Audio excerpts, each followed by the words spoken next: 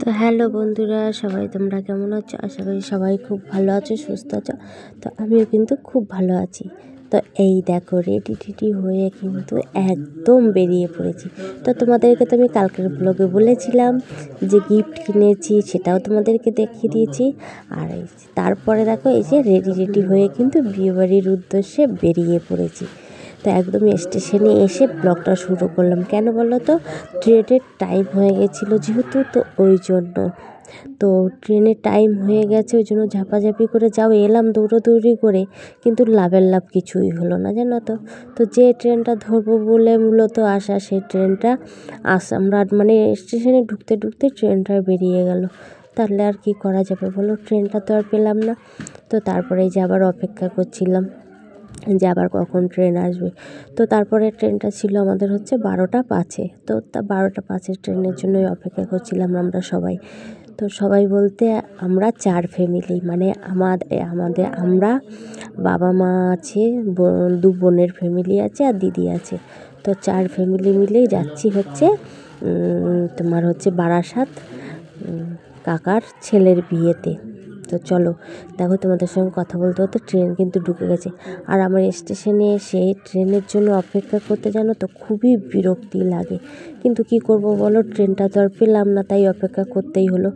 তো আমাদের এই যে ট্রেন ঢুকে গেছে। তো ট্রেনে তো চেপে পড়েছিলাম, চেপে হচ্ছে এই যে আমরা হচ্ছে ব্যান্ডেলে এসে নেমে পড়েছি, জানো তো। তো ব্যান্ডেল থেকে আমরা নৈহাটি লোকাল ধরবো। তো ব্যান্ডেলে যা নেমে দেখো এবার হচ্ছে ওভারব্রিজ এর দিকে যাচ্ছি। তো এই যে সবাই রয়েছে। আর ট্রেনগুলো আজকে রবিবার থাকা সত্ত্বেও কিন্তু বেশ ভিড় ছিল। কেন বলো তো, যেহেতু আজকে সরস্বতী পুজো ছিল, তো সরস্বতী পুজোর জন্য আজকে কিন্তু একটু ভিড় ছিল। তো হয়তো আমি এখন ভয়েসটা যখন অ্যাড করছি, সবাই বিয়েবাড়িতে কথাবার্তা বলছে, তো যার কারণে হয়তো একটু কথার আওয়াজ যেতেই পারে, জানো তো। তো তারপরে দেখো ওভারব্রিজ পার হতে হতে দেখি ট্রেনটা ছেড়ে দিচ্ছে। তো সবাই মিলে দেখো দৌড়ে গিয়ে হচ্ছে ট্রেন ধরছি। তো সবাই এই যে দৌড়ে চলে গেছি, এসে এই দেখো ট্রেন নেই। তো এই যে মোটামুটি সিট পেয়ে গেছি আমরা নৈহাটি থেকেই। তো এই যে মূলত বসে পড়েছি। সবাই এই যে বসে বেশ গল্প করছিলাম, হাসাহাসি করছিলাম। ভাবলাম না তোমাদের সঙ্গেও একটু দেখাই।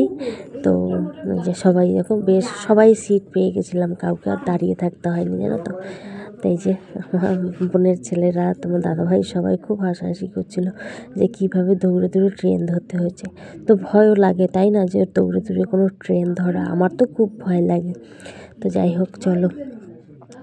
তো গিয়ে এবার দেখো চলে এসেছি কিন্তু কাকা বাড়িতে। তো মাঝখানে আর কিছুটা ক্লিপ আমি নিতে পারিনি, কেন জানো তো, ওই যে তোমাদের সঙ্গে কথা বলছিলাম, তারপর থেকে এত শরীরটা অসুস্থ হয়ে গেছিলো, যার কারণে আমি আর কোনো ক্লিপ কিন্তু নিতে পারিনি।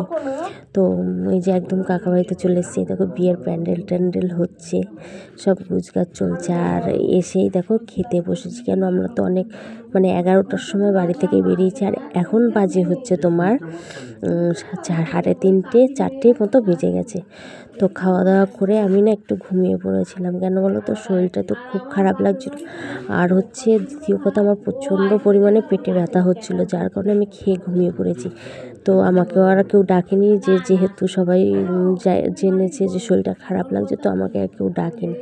তো আমিও একটু ঘুম থেকে উঠে দেখি দেখো রাতের রান্নাবান্না শুরু হয়ে গেছে।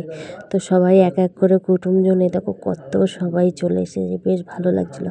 আর এদিকে দেখো কাজটা এখনও কমপ্লিট হয়নি, তো লাইটগুলো শুধু লাগানো হয়েছে।